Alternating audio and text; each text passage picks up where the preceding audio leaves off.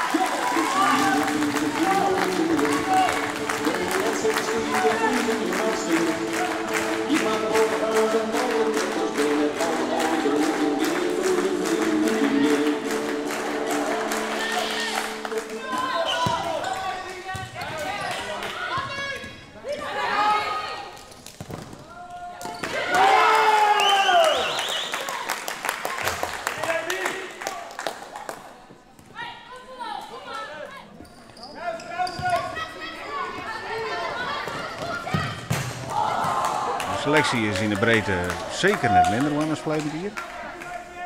Is het reëel om te denken dat die haardprijzen nou eindelijk een keer wel echt inzet? Ja, dat blijft altijd lastig. En tuurlijk zit het erin.